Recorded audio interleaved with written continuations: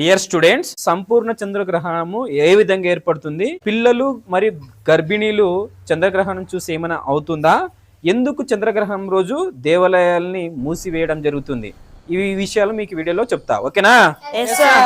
So చంద్రగ్రహణం ఎలా ఏర్పడుతుందో మీకు క్లియర్ కట్ గా వివరిస్తాను. చూడండి, ఇక్కడ చంద్రుడు ఉన్నాడా, సో ఇక్కడ భూమి, ఓకేనా, అక్కడ సూర్యుడు, ఓకేనా. అంటే ఈ మూడు గ్రహాలు కూడా ఒకే సరళ రేఖలో ఉంటాయి, లైన్ లో ఉన్నాయా? మామూలుగా అయితే గ్రహాలు తమ కక్షలో తిరుగుతూ ఉంటాయి. సో ఇక్కడ ఏమైందంటే మూడు గ్రహాలు ఒక సరళ రేఖ మీద రావడం జరిగింది, ఓకేనా. ఇప్పుడు చూడండి, సూర్యుడికి అలాగే చంద్రుడికి మధ్యలో ఎవరున్నారు? భూమి ఉన్నారు కదా. ఈ సూర్యుడికి చంద్రుడికి భూమి మధ్యలో ఉండడం వలన సూర్యుని యొక్క సూర్యకిరణాలు భూమి మీద పడతాయి, ఓకేనా. ఇప్పుడు ఇక్కడ చంద్రుడు ఉన్నాడు కదా, ఆ భూమి యొక్క నీడ చంద్రుడి మీద పడడం వల్లనే చంద్రగ్రహం అనేది ఏర్పడుతుంది. అర్థమైందా? సో సూర్యకిరణాలు డైరెక్ట్ గా భూమి మీద పడతాయి, భూమి యొక్క నీడ చంద్రుడి మీద పూర్తిగా పడడం వల్ల దాన్ని సంపూర్ణ చంద్రగ్రహణం పేరుతోటి పిలవడం జరుగుతుంది. అర్ధ చంద్రగ్రహణం అంటే ఏందో చెప్తా చూడండి.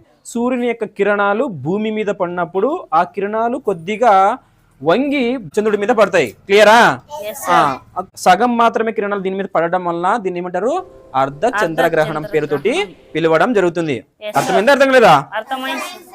కాబట్టి రేపు సంపూర్ణమైనటువంటి చంద్రగ్రహణం కనబడుతుంది. కానీ ఒక మూఢనమ్మకం ఉంది, ఏంటంటే చంద్రగ్రహణం ఉన్నప్పుడు గర్భిణీలు గాని పిల్లలు గాని చూడదని చాలా మంది చెప్తూ ఉంటారు. సైన్స్ ప్రకారం అయితే గర్భిణీలు గాని పిల్లలు గాని చూసినా ఏం కాదు.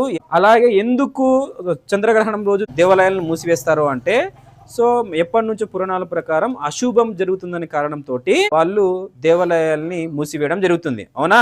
సో అది సంప్రదాయబద్ధంగా కొనసాగుతూనే ఉంది. మనం దాని మీద ఎలాంటి కామెంట్ చేయాల్సిన అవసరం లేదు, అవునా? వాళ్ళ నమ్మకం వాళ్ళది, సైన్స్ నమ్మకం సైన్స్దే, అవునా? సో మీరు ఏది నమ్మాలనుకుంటే అది మీరు నమ్మొచ్చు, క్లియరా?